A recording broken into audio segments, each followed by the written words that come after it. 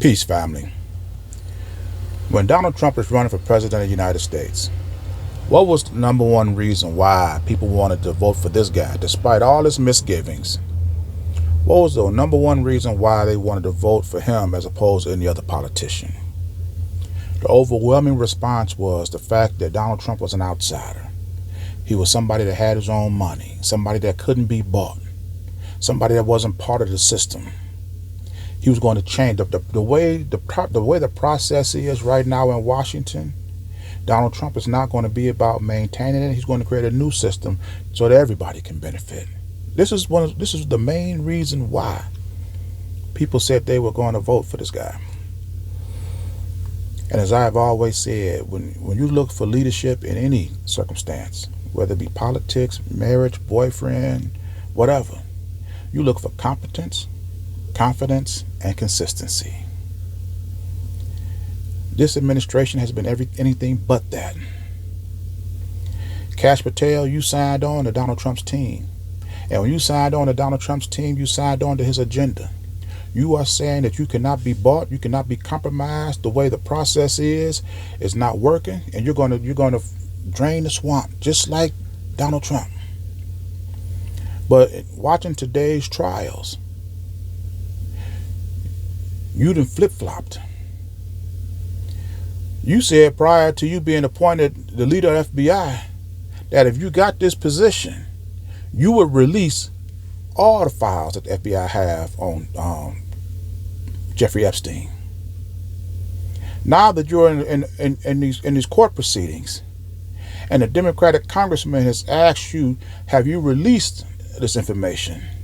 Now all of a sudden, you want to reattach yourself to the process and go through the courts.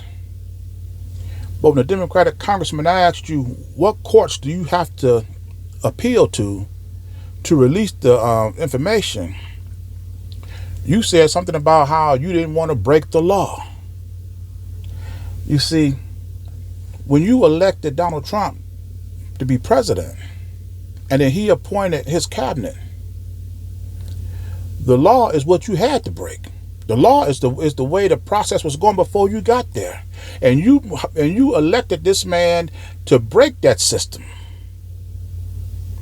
You see, and if Donald Trump was this so-called outsider, was this so-called person that's going to drain the swamp, the second you said that you wanted to appeal to the court to release these files, Donald Trump should have been on the phone with you, because see, this is not this is the old way. We're doing this the new way. And see, and before you got this position, you said once Donald Trump appointed you to FBI director, you could just release the files. You didn't say anything about petitioning to no court or having no court ruling tell you what you can and cannot release. So what is it? See, this is neither confidence, competency, or consistency. You people are all over the place. I don't believe that you ever had any intention on releasing these files, especially if you did have access to them once you saw what was really in them.